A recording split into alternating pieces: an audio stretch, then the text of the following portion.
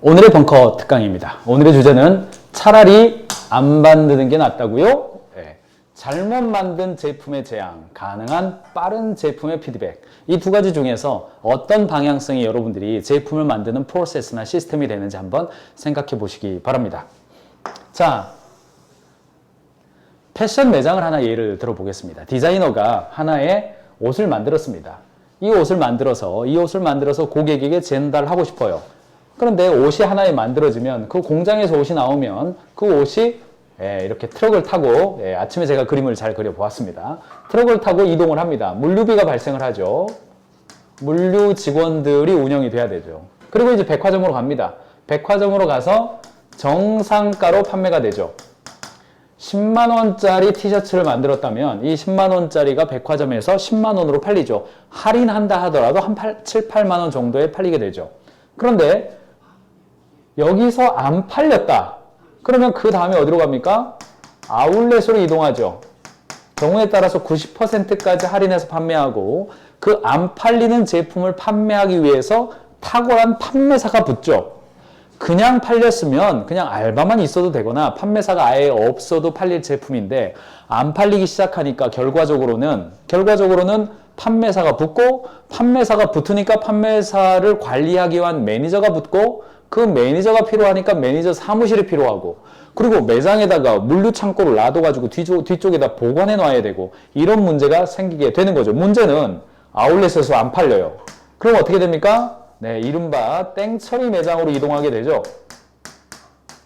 이 옷이 땡처리 매장으로 이동하기 시작한 순간부터는 이제는 이 옷은 10만원짜리가 되는 게 아니라 마이너스 비용이 청구되는 거죠. 네, 보관해 놔야 되니까요. 보관료를 발생시키는 문제덩어리가 되는 겁니다. 자, 땡처리 매장에서도 안 팔려요. 그럼 어떻게 됩니까? 배 태워가지고요. 저기 아프리카로 보내죠. 국내에서 이 브랜드가 찍힌 옷이 갑집을 하지 않은 사람들에 의해서 돌아다니면 안 되기 때문에 해외로 나갑니다. 그래도 안 된다. 그러면 이렇게 소각장으로 가죠. 불 태워지는 거죠. 물건이 하나 잘 만들어져 가지고 물류 창고를 거친 다음에 정상가 여기서 끝나야 되는데 물건의 제품 수기는 여기서 끝나야 돼요. 여기까지가 디자이너의 몫입니다만 그 다음부터 아울렛 매장, 땡처리 매장, 해외로 그리고 소각장으로 갈 때까지는 어떤 거예요? 이 물건이 제대로 만들어졌더라면 거기까지 물건의 여정, 이 티셔츠의 여정이 가지 않은데 그 다음부터 감으로써 쓸데없는 여정들이 막 생기는 거예요. 기업은 그래서 여기서부터 여기까지 패션 매장들은 여기서부터 여기까지를 하지 않아도 될 과잉 프로세스가 발생하게 되는 거죠. 그러다 보니까 디자이너들은요 제대로 된 제품을 만들기 위해서 무지막지하게 노력해요. 그러니까 디자이너들은 웬만하면 물건을 고객에게 출시하는 걸 힘들어합니다. 그래서 어떻게 하면 내가 디자인의 수를 많게 하지 않고 적게 할까 이런 고민을 많이 하게 돼요.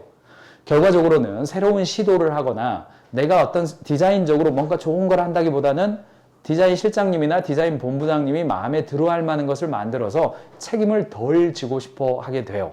그러니까 결과적으로는 이 브랜드가 진부하게 되는 거죠. 이미 작년에 검증된 아이템들만 만들게 되고 새로운 시도를 두려워하게 돼요. 왜요? 이쪽으로 가면 욕만 먹는 거거든요. 내 옷들이 이렇게 된다는 거에 대해서. 자, 여러분 근데 어떠세요?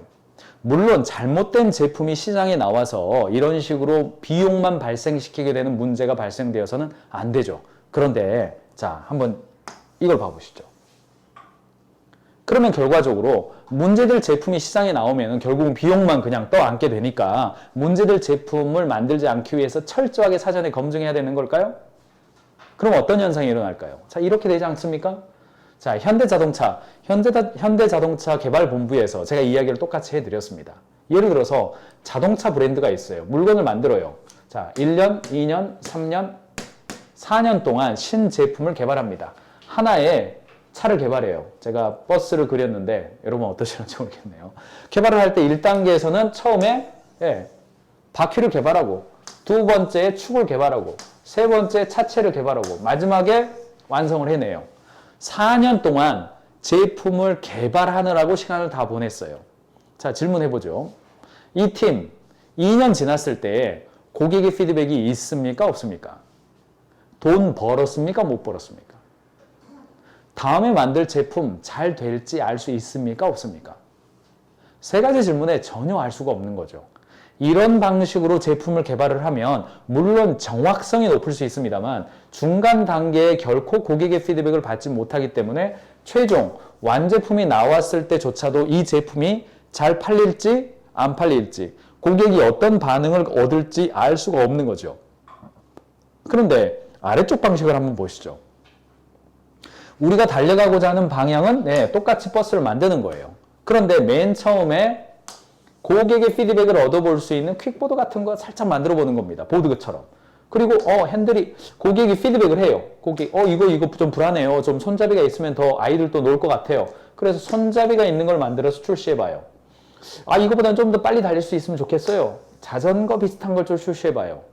그거보다는 우리가 이 방향으로 가기로 했잖아요. 최종적으로 버스를 만들어내요. 자, 똑같이 1년, 2년, 3년, 4년이 걸린다고 칩시다.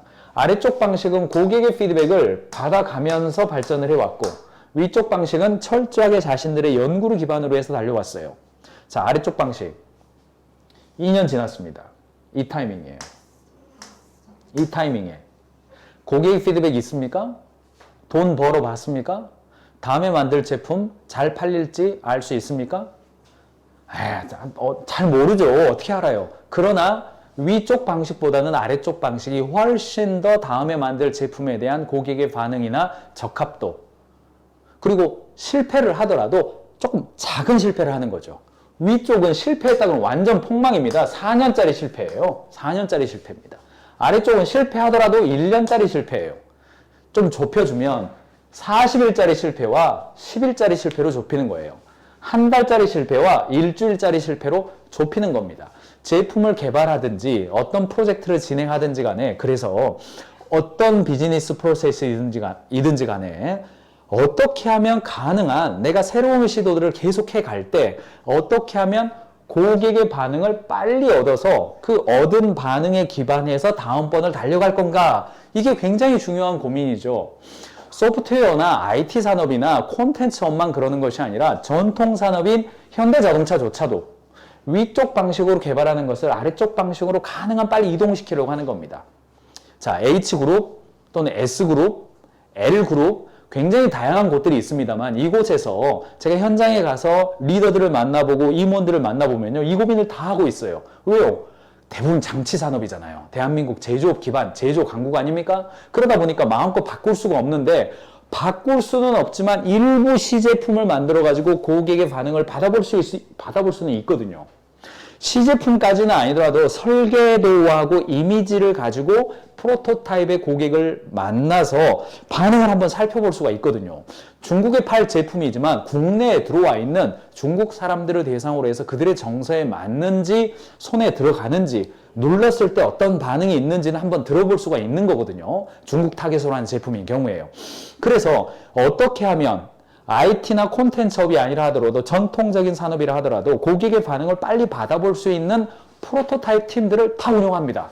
우리나라 대기업들 대부분 운영해요. 대부분입니다. 운영 안 하고 있는 곳들은 제가 운영하시라고 엄청 제가 막 이랬죠. 자, 여러분들도 한번 생각해 보십시오. 우리나라의 대기업과 장치 산업들 실수하면 수백억을 까먹는 곳이나 아니면 지금 당장 모포 깔고 침낭 깔고 여러분들 지금 막 침대 속에서 자면서 지금 열심히 일하는 스타트업이나 뭐가 중요합니까? 내가 지금 준비하고 있는 어떤 혁신적인 어떤 새로운 요소가 고객에게 반응이 어떠할지 굉장히 막 스릴링 하잖아요. 그러면 반드시 기억해야 될 게 있습니다. 이 제품이 정말 잘못 만들어져 가지고 존재하는 것만으로도 비용을 발생시키는 정말 소각장까지 가게 되는 그런 티셔츠를 만들 건지 아니면 정말 고객이 와 이거 좋아요 라고 반응을 얻는 그런 제품을 만들 건지 이 한 단어를 기억하시기 바랍니다. MVP라는 단어죠. Minimum Viable Product 혹은 MUST라고도 번역합니다. MUST라고도 번역해요. 최소 수준의 수용 가능한 제품이죠. 필수적인 요소가 반영된 수용 가능한 제품이에요. 누가? 커스터머가.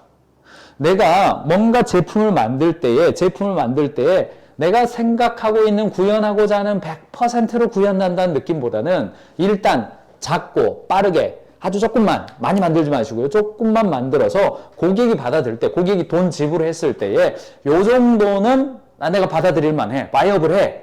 할 만한 최소 수준의 제품을 출시해보고 고객의 반응을 빨리 확보한 다음에 그 다음에 업데이트 해주고 그 다음에 새로운 제품으로 보다 더 나아가는 방식입니다. 이것을 MVP 방식이라고 그러고 프로토타입을 잘 만든 다음에 MVP를 출시하고 그 다음에 고도화해 내는 방식이 지금의 방식입니다.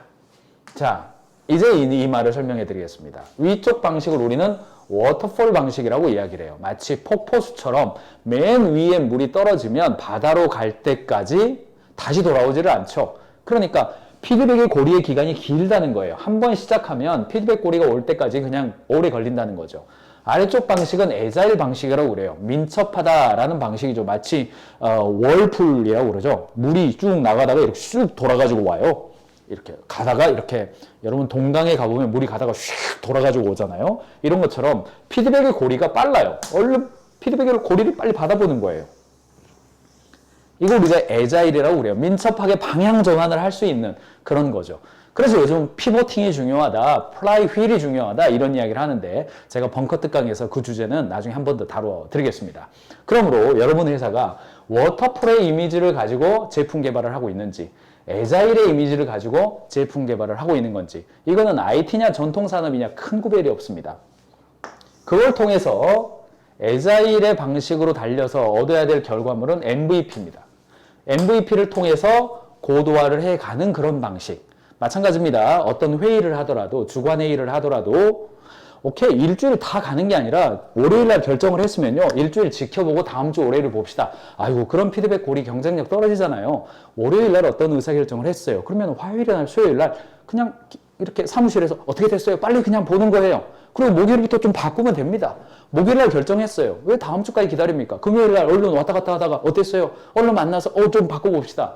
그래서 월요일날 만났을 때 깜짝 놀라지 않게끔 그렇게 하는 방식이 제품을 개발하거나 조직 문화를 운영하거나 어떤 인사 제도를 설정하거나 포상 프로그램을 설정하거나 OKR 제도를 도입하거나 회사의 미션을 설정하거나 이런 모든 것들도 막 동물 속에서 웅크리고 오랫동안 내가 완벽하게 만들겠다 이런 개념보다는 조직 문화 자체가 얼른 이렇게 좀 피드백을 받아볼 수 있는 최소한의 어떤 것을 만들어서 딱 노출해 줘보고 반응을 얻은 다음에 그래요 좀 더 갑시다 좀 더 갑시다 이런 방식을 가는 것이 지금의 비즈니스의 흐름이라는 겁니다. 왜 그렇습니까?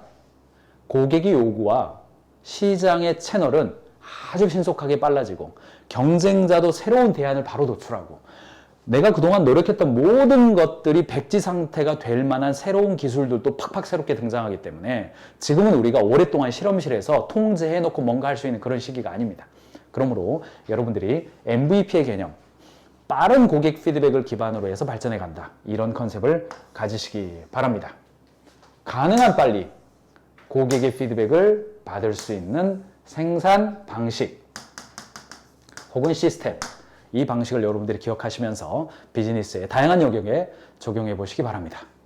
오늘의 벙커 특강이었습니다.